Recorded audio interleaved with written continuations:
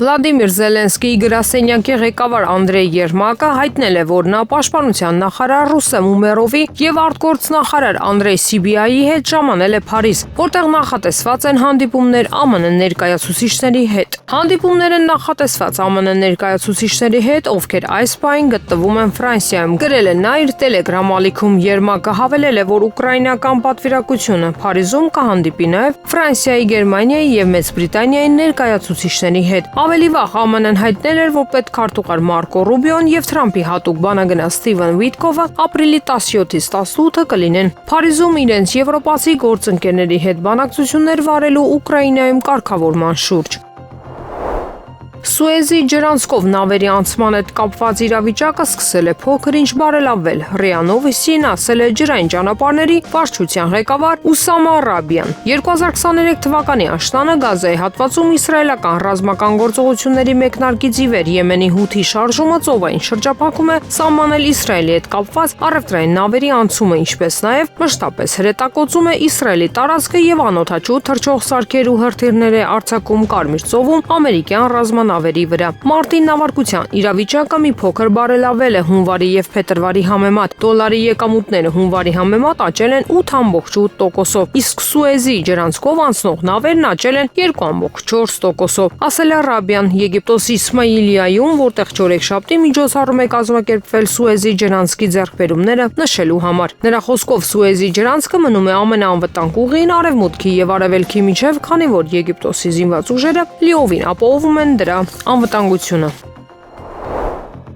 Մեծ Բրիտանիայի պաշտպանության նախարարությունը հայտարարել է նոր ռադիոալիքային զենքի հաջող փորձարկման մասին անօդաչու թռչող սարքերը չեզոքացնելու համար։ Գերատեսչության տվյալներով փորձարկումներն անցկացվել են Արևմտյան Ուելսում եւ դարձել են բրիտանական բանակի համար ամենամեծ զորավարժությունը անօդաչու թռչող սարքերի դեմ պայքարելու համար։ Մեծ Բրիտանիայում արտադրված անտեսանելի ռադիոալիքային զենքն առաջին անգամ խոցել է անօդաչու թռչող սարքերի խմբերը։ Զենքը կարող է օգնել պաշտպանվել անօդաչու թռչող սարքերի սպառնալիքներից, քանի որ պատերազմի բնույթը փոխվում է, ասվում է բրիտանական կառավարության հայտարարության մեջ։ Փաստաթղթի համաձայն այս զենքի համակարգի ցուցադրական մոդելը ռադիոհաճախականության ուղղորդված էներգիայի զենքի տեսակ է եւ ապացուցել է մի քանի թիրախներ միաժամանակ չեզոքացնելու ունակությունը գրեթե ակնթարթային ազդեցությամբ։ Միացյալ Թագավորության կառավարությունը ներդրել է ավելի քան 40 միլիոն ֆունտ ստերլինգ Ռուսաստանի Դաշնության ԴԵ հետազոտության եւ զարգացման մեջ։ Ցուցարարը մշակվել է արդյունաբերական կոնսորցիումի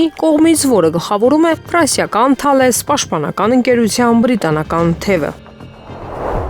Կորեայի ժողովրդական դեմոկրատական հանրապետության զինված ուժերը կբարձրացնեն հենց Միացյալ Նահանգների համար վտանգի մակարդակը։ Ի պատասխան Վաշինգտոնի կողմից կորեական թերակղզու վրա ռազմավարական ռմբակոծիչների սադրիչ տեղակայմանը, հայտնել է Հանրապետության պաշտպանության նախարարությունը, հայտնում է KCNA գործակալությունը։ Մենք կշարունակենք պարզաբանել օգտագործելով ճնշող զսպիչ միջոցներ, որ ԱՄՆ ռազմավարական միջոցների չհայտարարված տեղակայումը ուժի անխոհեմ եւ անհարկի չարաշահում է եւ մենք նրանց պարզ կդարձնենք, որ մեր դեմ սադրանքների մակարդակի աճի հետ նրանց վերադառնող վտանգը նույնպես կհասնի շատ լուրջ մակարդակի, ասվում է հրապարակման մեջ։ Կորեայի ժողովրդական դեմոկրատական հանրապետությունն դա անվանել է ակնհայտ սպառնալիք Կորեայի ժողովրդական դեմոկրատական հանրապետության անվտանգությանը եւ լուրջ սադրանք տարածաշրջանում ռազմական լարվածությունը հասցնելով ծայրահեղ վտանգի աստիճանի։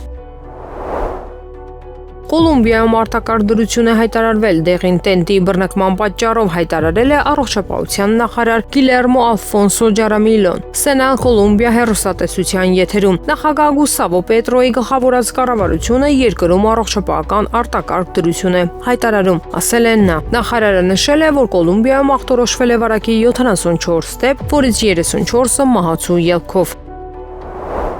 Գերմանիայի միգրացիոն քաղաքականության խստացման պայմաններում Ֆրանսիան փետրվար ամսին շրջանցել է Գերմանիային Աբաստանի հայցերի քանակով։ Այս մասին հայտնում է Le Figaro թերթը, վկայակոչելով Եվրոստատ եվրոպական վիճակագրական գործակալության տվյալները։ Դրա տվյալներով փետրվարին Ֆրանսիան գրանցել է ավելի քան 13,000 Աբաստանի դիմում, առաջ անցնելով Իսպանիայից 12,900 եւ Գերմանիայից 12,700։ Եվրոստատի զեկույցից հետո է, որ ամենակիչ հարցումները գրանցվել են Լիխտենշտեյնում 5, Չեռնոգորիայում 10 եւ Հունգարիայում 10։ Ինչպես նշում է հրատարակությունը, Ֆրանսիան այս ցուցակը գլխավորել է 5 տարվա ընթացքում առաջին անգամ։ Միևնույն ժամանակ միգրանտների թիվը, ովքեր ցանկանում են պաշտոնական կարգավիճակ ստանալ Ֆրանսիայի տարածքում, վերջին ամիսներին կայուն է մնացել եւ տատանվում է 1000 մարդու շուրջ։ Գերմանիայում դիմումների թիվը ընդհանրակը կտրուկ նվազել է։ Այս տարվա հունվարին այս ցուցանիշը կազմել է 16,6 մարդ։ Հունվարի 29-ին Գերմանիայի կառավարությունը միգրացիոն քաղաքականության խստացման մասին խմբակցության բանաձև է ընդունել, որին աջակցել է այլընտրանք Գերմանիայի համար կուսակցությունը։ Փաստաթուղթը խորհրդատվական բնույթ ուներ։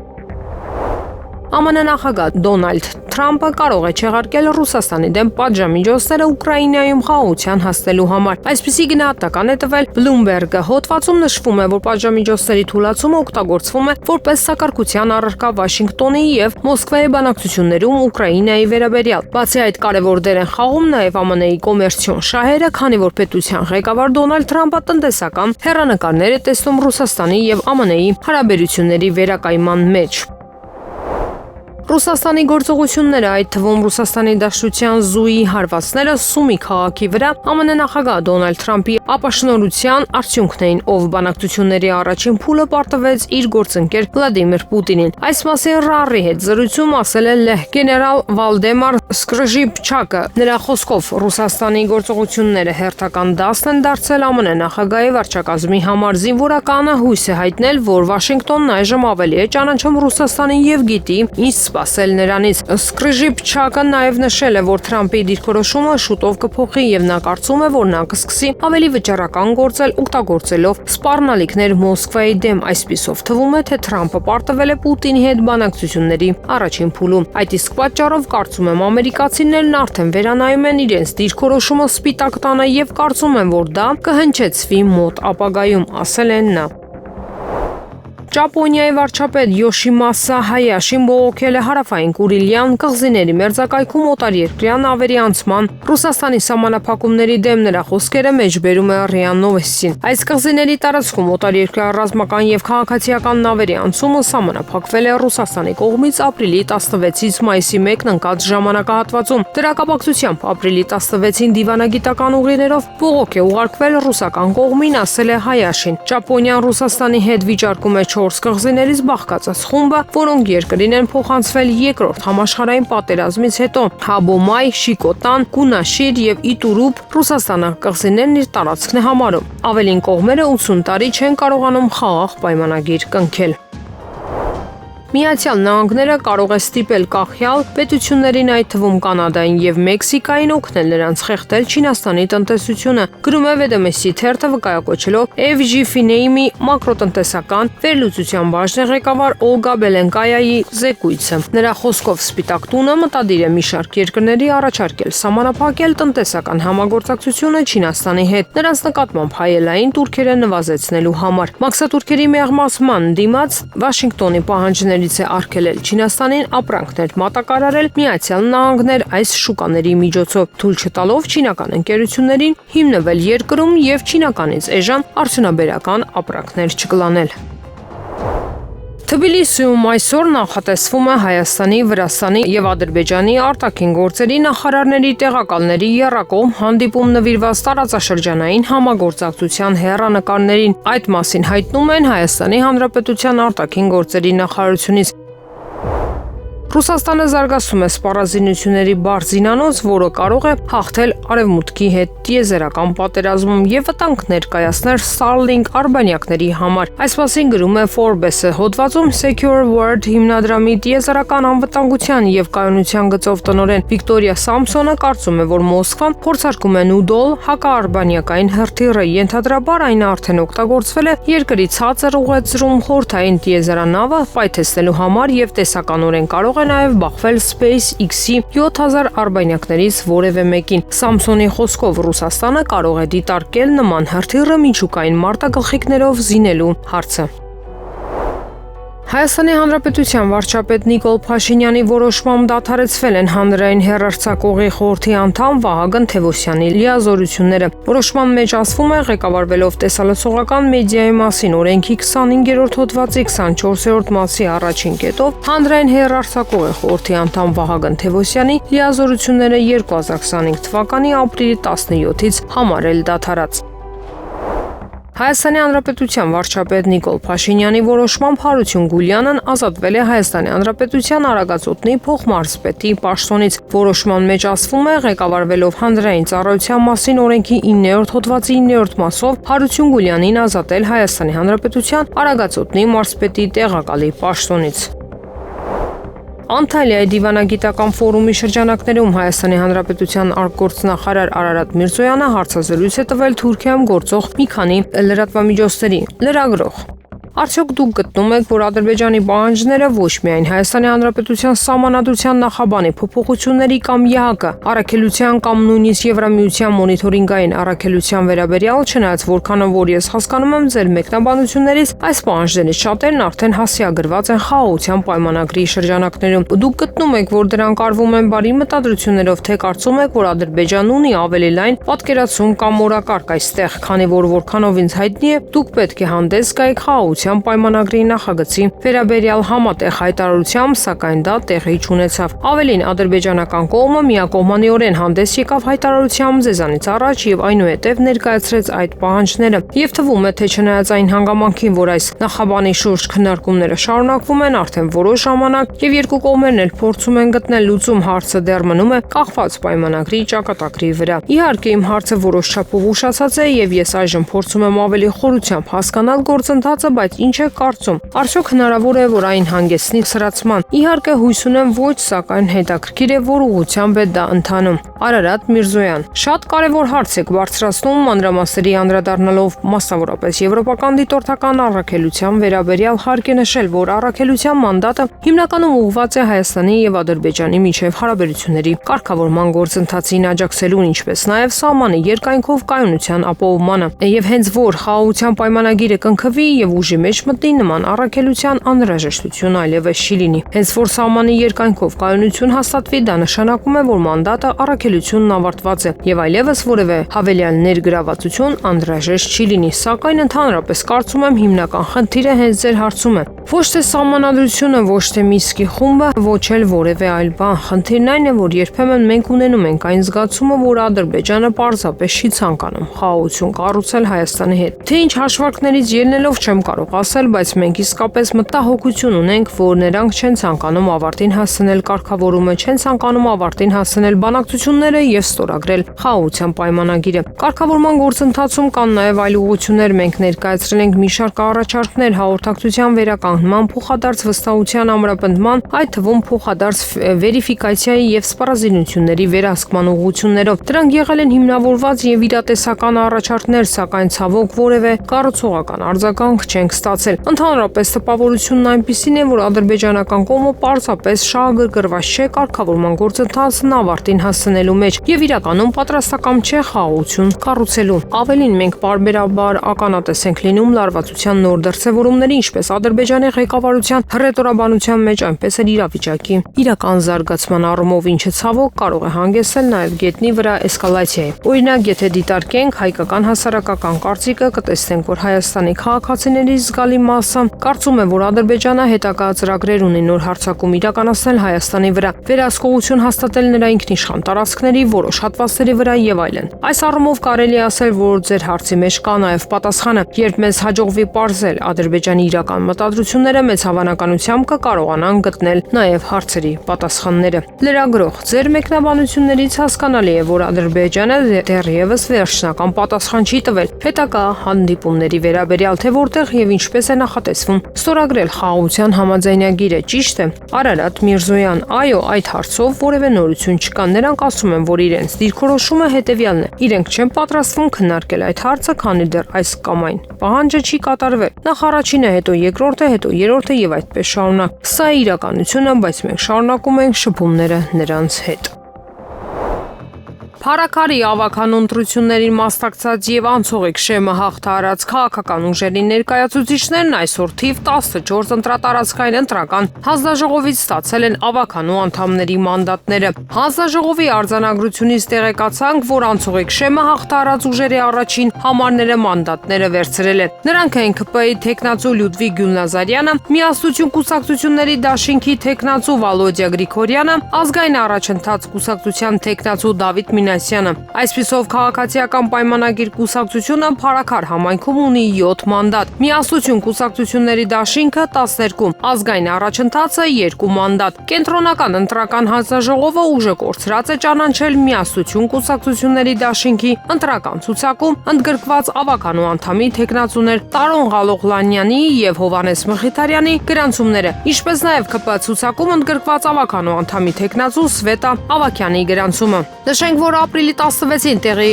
ունեցավ ավականու առաջին նիստը Փարաքար համայնքի ավականու 2025 թվականի մարտի 30-ի արտահերթ ընտրությունների արդյունքներով ընտրությանը մասնակցող ավականու անդամների տեղերի 50%-ից ավելին ստացած Միասնություն կուսակցությունների դաշինքի թեկնածուների ցուցակի առաջին հորիզոնականում գտնվող Վալոդիա Գրիգորյանն օրենքի ուժով համարվում է ընտրված համայնքի ղեկավար։ Ապրիլի 19-ին Գրիգորյանը կստանձնի համայնքի ղեկավարի լիազորությունները։ ԱՄՆ-ն պատրաստ է Չինաստանից ներմուծման համար 245%-ի չափով մաքսատուրքեր սահմանել։ Այս մասին հայտնել է Սպիտակ տան մամուլի ծառայությունը։ Սպիտակ տունը հայտարարել է, որ ԱՄՆ-ի մաքսատուրքերի թիրախում գտնվող երկրների մեծ մասն արդեն բանակցությունների մեջ է իրավիճակը կարգավորելու եւ նոր առևտրային գործարքներ կնքելու համար։ Պեկինը բանակցությունների մեջ չի մտել Չինաստանի պատասխան քայլերի արդյունքում այն այժմ բախվում է մինչեւ 245% մաքսատուրքերի ԱՄՆ-ից ներմուծվող ապրանքների վրա, ասվում է հայտարարության մեջ։ Ապրիլի 2-ին ԱՄՆ նախագահ Դոնալդ Թրամփը ներմուծման մաքսատուրքերի նոր համակարգ է ներմուծել 185 երկրների համար։ Ներմուծվող բոլոր ապրանքների բազային դյուրքաչափը կազմել է 10%, իսկ առանձին երկրների համար զգալիորեն ավելի բարձր է եղել 34% Չինաստանի, 46% Վիետնամի եւ 20% Եվրամիության համար։ Ճապոնական Honda մոտորը ԱՄՆ շուկայի համար նախատեսված Civic հիբրիդային մեքենաների արտադրությունը կտեղափոխի Ճապոնիայից Ինդիանայի գործարան, ինչպես նաև դիտարկում է առաջատար մոդելների արտադրությունը Կանադայի եւ Մեքսիկայի գործարաններից ԱՄՆ տեղափոխելու հնարավորությունը ներմուծման մաքսատուրքերի պայմաններում հայտում է Nikkei-ն։ Honda-ն երկրի ամերիկյան շուկայի համար Civic հիբրիդային մեքենաների արտադրությունից կանցի տեղական արտադրության։ Արտադրությունը սկսվել է փետրվարին Սայտամա պրեֆեկտուրա, սակայն հունիսին կտեղափոխվի տեղական արտադրության։ Գրում է հրատարակությունը վկայակոչելով իրավիճակին ծանոթ աղբյուրները։ Այս մոդելի մոտ 3000 միավոր արտադրվել է Ճապոնիայում փետրվարից մարտ ընկած ժամանակահատվածում, նշում է թերթը։ Honda-ն սկսել է դիտարկել իր առաջատար մոդելների արտադրությունը Կանադայից եւ Մեքսիկայից Միացյալ Նահանգներ տեղափոխելու մասին այն բանից հետո, երբ Թրամփի վարչակազմը ներմուծվող բոլոր մեքենաների համար լրացուցիչ 25% մաքսատուրք սահմանեց, նշվում է մեկ այլ հոդվածում։ ԱՄՆ նախագահ Դոնալդ Թրամփի վարչակազմը չի ցանկանում քննարկել իր ներդրումը, ապագա ԱՄՆ-Ուկրաինա վերակառուցման ներդրումային հիմնադրամում եւ հետաձգում է հարցը պնդելով, որ Կիևին ԱՄՆ ռազմական օգնությունը պետք է դիտարկել որպես ներդրում, հայտնում է Bloomberg-ը, վկայակոչելով աղբյուրներին։ Martin Wall Street Journal-ը հայտնում էր, որ Թրամփի վարչակազմը ցանկանում է համաձայնագիր ստորագրել Ուկրաինայի հետ, որը Վաշինգտոնին հնարավորություն կտա վերահսկողություն հաստատել բնական ռեսուրսների եւ ենթակառուցվածքային նախագծերի վրա։ Համաձայնագրի նախագիծը պարունակում է սահմանափակ պատասխանատվությամբ գործընկերություն ԱՄՆ-Ուկրաինա վերակառուցման ներդրումային հիմնադրամ ստեղծելու առաջարկ։ Հիմնադրամը պետք է արտոնյալ իրավունքներ ստանա Ուկրաինայի բնական ռեսուրսների եւ ենթակառուցվածքային բոլոր նախագծերի նկատմամբ, որոնց համար երկիրը ներդրողներ է փնտրում։ Իրանը մտադիր չէ իրեն կապել որևէ երկրի հետ, մասնավորապես ԱՄՆ-ի Թեհրանը առանձնահատուկ վերաբերմունք չի ցուցաբերում Վաշինգտոնի հետ բանակցությունների նկատմամբ եւ մտադիր է շփվել աշխարհի այլ երկրների հետ, ասել է Իրանի փոխնախագահ Մոհամմադ Ռեզա Արեֆը։ Մենք ոչ միայն առանձնահատուկ վերաբերմունք չունենք այդ բանակցություններին, այլև մտադիր չենք ինչ-որ կերպ կապվել որևէ երկրի հետ։ Թեև ենթադրում ենք, որ կշփվենք բոլոր երկրների հետ, որոնք հետաքրքրված են մեզ հետ հարաբերություններում, հաշվի առնելով մեր առաջնահերթությունները ընկերությունները ասել է, RF-ն նշել է, որ Իրանը համագործակցելու է աշխարհի բոլոր երկրների հետ, մասնավորապես ԱՄՆ-ի հետ, բացառությամբ Իսրայելի։ Նրա խոսքով այլ երկրների հետ փոխգործակցությունը պետք է ոչ միայն առավելություններ ապահովի Թեհրանին, այլև բանակցությունների իրական իմաստը։ Նա ընդգծել է, որ Իսլամական Հանրապետությունը բաց է բանակցությունների եւ երկխոսության համար, բայց համապատասխան եւ հավասար պայմաններով։ Աֆղանստանի հյուսիս-արևելքում գտնվող Հինդուքուշ լեռնաշղթայում 5.6 մագնիտուդ երկրաշարժ է տեղի ունեցել, հայտնում է Եվրոպական միջերկրածովյան սեյսմոլոգիական կենտրոնը։ Սկզբում սեյսմոլոգները հայտնել էին 6.4 մագնիտուդ ուժգնության մասին, սակայն ավելի ուշ այն իջեցրին մինչև 5.6։ Երկրաշարժը տեղի ունեցել տեղական ժամանակով ժամը 3:44-ին, Մոսկվայի ժամանակով 2:14-ին Բաղլան քաղաքից 167 կիլոմետր դեպի արևելք, որի բնակչությունը կազմում է մոտ 108,000 մարդ։ Աղբյուրը գտնվել է 121 կիլոմետր խորության վրա, հնարավոր զոհերի կամ ավերածությունների մասին տեղեկություններ չկան։ Միացյալ Նահանգները ռեկորդային գումարներ է ստանում սահմանած մաքսատուրքերի շնորհիվ։ Այս մասին հայտարարել է երկրի նախագահ Դոնալդ Թրամփը Truth Social-ի իր էջում։ Երկրի ղեկավարի խոսքով սակագներից ստացված եկամուտների շնորհիվ երկրում էժանանում են գրեթե բոլոր ապրանքները, այդ թվում բենզինն ու սննդամթերքը գնաճը նույնպես նվազում է։ Խոստումները տրվեցին, խոստումները կատարվեցին, ընդգծել է Թրամփը։ Ռուսաստանի Դաշնային խորհուրդը հավանություն է տվել Իրանի հետ համապարփակ ռազմավարական գործընկերության մասին համաձայնագրի վավերացմանը։ Այս մասին հայտնում է Interfax-ը։ Փաստաթուղթը ստորագրվել է 2025 թվականի հունվարի 17-ին Իրանի նախագահ Մասուդ Փեզեշքյանի Մոսկվա կատարած այցի ժամանակ։ Փաստաթղթում ասվում է, որ համաձայնագիրը ներառում է պաշտպանությունը, հակաահաբեկչությունը, էներգետիկան, ֆինանսական հարցերը, տրանսպորտը, արդյունաբերությունը, գյուղատնտեսությունը, մշակույթը, գիտությունը եւ տեխնոլոգիաները։ Համաձայնագրի ստորագրումից հետո Իրանի նախագահ Մասուդ Փեզեշքյանն ասել է, որ իր համոզմունքները մոտ են իր ռուս գործընկեր Վլադիմիր Պուտինի համոզմունքների հետ։ Ժամանակին էլ իմ մեքենաներն եմ օգտագործել։ Կլինեմ զրահապատ մեքենայով, մինչև որ 2007 թվականի սպանություններն ու սպանության փորձերը չբացահայտվեն։ Այս մասին լրագրողների հետ զրույցում ասաց Գյումրու նորընտիր համայնքապետ Վարդան Ղուկասյանը։ Պատասխանելով ծառայողական մեքենաներից օգտվելու մասին հարցին, նա չբացառեց, որ 2026 թվականին կարող է առաջադրվել որպես վարչապետի թեկնածու։ Եթե շատ մարդիկ, որոնց չի ընտրում ժողովուրդը, կանչեն ու ասեն գտնում ենք, որ պետք է ստանձնես այդ պարտականությունը, իրենք համաձայնություն տան եւ իմ կողքին կանգնեն, այո։ Լրագրողը հարցին, թե էլի կոմունիստական կուսակցության անունից Ղուկասյանն արձագանքեց, կապրենք կտեսնենք։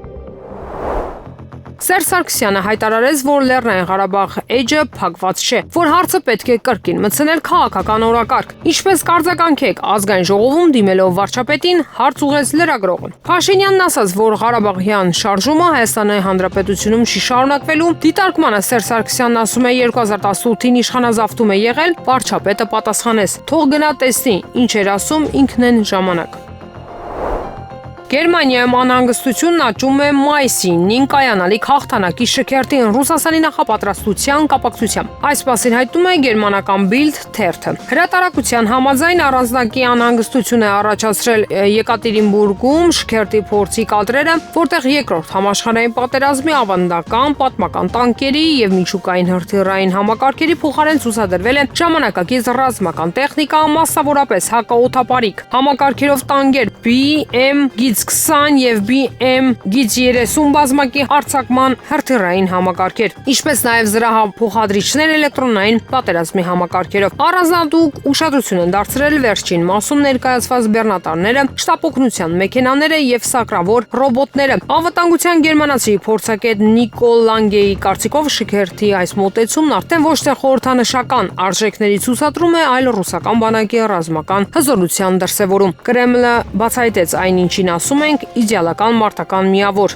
արդյունավետ, պրագմատիկ եւ մահաբեր։ Սա հաստատում է վատագույն մտավախությունները, Ռուսաստանը դասեր քաղել է իր անցյալի սխալներից, այժմ կա պրագմատիկ ճշգրտություն, ասվում է հրատարակության մեջ։ Եվրամիությունը չի երկարաձգի Ուկրաինայի առևտրային արտոնությունները հունիսի 5-ին գործող ժամանակավոր առևտրային մեխանիզմի ժամկետը լրանալուց հետո եւ կփորձի համաձայնության գալ փոխադարձ սակագների ազատականացման շուրջ։ Այս մասին հայտնում է Financial Times թերթը, վկայակոչելով պաշտոնական աղբյուրները։ Եվրահանձնաժողովը հավատարիմ է Ուկրաինայի հետ խորհրդակցություններին եւ մեր նպատակն է դիտարկել սակագների փոխադարձ Ազատականացման հարցը հրատարակությունը մեջբերում է։ Եվրահանձնաժողովի առևտրի հարցերով ներկայացուցիչ Օլոֆ Գիլի խոսքերը։ Մենք վերջնական տեսքի ենք բերում այս առաջարկը եւ հնարավորինս շուտ այն կներկայացնենք Ուկրաինային, ասել է նա։ Այս գործընթացի նպատակն է ապահովել տնտեսական կայունություն եւ կանխատեսելիություն ձեռնարկությունների եւ ֆերմերների համար, ինչպես Ուկրաինայում, այնպես էլ Եվրամիությունում, հավելել է Գիլը։ Այսօր Եվրոպան ապրում է խորը հոգևոր գաղափարական եւ բարոյական ճգնաժամ։ Եվրամիության պաշտոնյաները հասել են ցինիզմի ամենաբարձր մակարդակի Եվրոբռնապետության ձևաչափով, պահանջելով, որ ինքնիշխան պետությունների ղեկավարները չմասնակցեն Մոսկվայում հաղթանակի շքերթին, ասել է Դաշնության խորհրդի խոսնակ Վալենտինա Մատվիենկոն։ Չորեքշաբթի օրը կայացած նիստում Դաշնության խորհուրդը կոչ է արել աշխարհի խորհրդարաններին պայքարել երկրորդ համաշխարհային պատերազմի պատմության կեղծման եւ նացիզմի վերականգնման ու հերոսացման դեմ։ Այսօր Եվրոպայում խորը հոգևոր, գաղափարական, բարոյական եւ արժեքային ճգնաժամ է։ Լեհաստանի նախագահի թեկնածու իրավունք եւ արդարություն խոշորագույն ընդդիմադիր կուսակցությունից Կարոլ Նավրոտսկին խոստանում է կանխել երկրի անցումը եվրոարժույթի։ Ես հստակ ասում եմ ոչ եվրոին։ Ոչ եվրոին, քանի որ լեհերը պատրաստ չեն վաստակել այնպես, ինչպես մենք այսօր վաստակում ենք Լեհաստանում եւ վճարել եվրոպական գներ, ասել է Նավրոտսկին ընտրողների հետ հանդիպման ժամանակ։ Նա վստահ է, որ լեհական զլոտին ոչ միայն երկրի անկախության երաշխիքներից մեկն է, ավելի քան 100-ամյա ավանդույթ ունեցող արժույթ, այլ առաջին հերթին այն տալիս է մեզ տնտեսական ազատություն եւ հնարավորություն կարգավորելու մեր տնտեսությունը այստեղ Լեհաստանում, այլ ոչ թե Եվրոպայում։ Ես դեմ եմ Լեհաստանի մուտքին եվրոգոտի եւ թույլ չեմ տա, որ եվրոն լինի Լեհաստանում, քանի որ դա վնասակար է ինչպես լեհական տնտեսության, այնպես էլ լեհ սպառողների համար։ Եզրափակել է Նարոցկին։ Լեհաստանի նախագահական ընտրությունների առաջին փուլը նշանակված է մայիսի 18-ին։ Երկրի ներկայիս ղեկավար Անջեյ Դուդան չի կարողանա մասնակցել այս ընտրություններին, քանի որ պաշտոնը զբաղեցնում է երկրորդ անգամ անընդմեջ։ Եվրամիության արտաքին գործերի եւ անվտանգության քաղաքականության գերագույն ներկայացուցիչ Կայա Կալասը խոստովանել է, որ Իսրայելն իր ինքնապաշտպանության համար հատել է բոլոր սահմանները։ La Repubblica թերթին տված հարցազրույցում նա ասել է, որ Եվրամիությունն հաստատել է պաղեստինցիներին 1.5 միլիարդ եվրո արժողությամբ օգնության նոր փաթեթը։ Իսրայելն ունի ինքնապաշտպանության իրավունք, սակայն վերջին իրադարձությունները հստակ ցույց են տվել, որ բոլոր սահմաններն անցել են։ Մարդկային զոհերը հսկայական են, ասել է նա։ Կալասը հավելել է, որ Իսրայելի անվտանգությունը չի կարող ապահովել առանց պաղեստինցիների իրավունքները հարգելու։ Այդ իսկ պատճառով Եվրամիությունն աջակցում է երկու պետությունների լուծմանը։ Մարտի 18-ին իսրայելական բանակը վերսկսել է ռազմական գործողությունները Գազայի հատվածում լայնածավալ հարվածներ հասցնելով անկլավին եւ դրանով իսկ հաղթելով հունվարին հաստատված հրադադարը։ Իրանը պատրաստ է սկսել ԱՄՆ-ի հետ համաձայնագրի պայմանների քննարկումը, եթե Վաշինգտոնը կառուցողական դիրքորոշում ընդունի եւ չպնդի միջուկային ծրագրի ամբողջական վերացման վրա։ Այս մասին հայտարարել է Իսլամական Հանրապետության արտաքին գործերի նախարարության ղեկավար Աբբաս Արաղչին։ Իրանի ուրանի հարստացման հարցը իրական խնդիր է եւ մենք պատրաստ ենք աշխատել վստահության ամրապնդման վրա։ Իրանական միջուկային ծրագրի նկատմամբ չնայած որոշ մտահոգություններին, մենք կկարողանանք բանակցություններ սկսել հնարավոր գործարքի շուրջ, եթե ամերիկացիները կառուցողական դիրքորոշում ընդունեն։ Իրանի ուրանի հարստացման հարցը իրական խնդիր է եւ մենք պատրաստ ենք աշխատել վստահության ամրապնդման վրա իրանական միջուկային ծրագրի նկատմամբ, չնայած որոշ մտահոգություններին, բայց հարստացման սկզբունքն ինքնին քննարկման ենթակա չէ։ Ընդգծել է նա լրագրողների հետ հանդիպմանը հեռարձակումն իրականացրել է CNN հեռուստաալիքը։ Իրաքի վարչապետ Մոհամմեդ Ալ-Սուդանին պաշտոնական հրավեր է ուղարկել Սիրիայցում այն նախագահ Ահմեդ Ալ-Շարային մասնակցելու մայիսի 17-ին Բաղդադում նախատեսված արաբ առաջնորդների հանդիպմանը։ Այս մասին Իրաքի կառավարության ղեկավարը հայտարարել է Սուլեյմանիա քաղաքում ելույթի ժամանակ։ Ես հրավեր եմ ուղարկել Սիրիայի նախագահ Ալ-Շարային մասնակցելու Բաղդադում կայանալիք արաբական գագաթնաժողովին, վարչապետի խոսքերն է մեջբերում Ասումարիա հեռուստաալիքը։ Ալ-Սուդանի խոսքով առաջիկա գագաթնաժողովը հաստատում է Իրաքի վերադարձը տարածաշրջանային ու միջազգային քաղաքական դաշտ։ Իսկ այժմ եղանակի մասին այսօր առանձին հատվածներում հնարավոր է կարկուտ, իսկ վաղվանից մինչև ապրիլի 14-ը գիշերային ժամերի լեռնային շրջաններում տեղումները կդիտվեն ձյան տեսքով։ Օդի ջերմաստիճանն ապրիլի 11-ին կնվազի 5-ից 7 աստիճանով։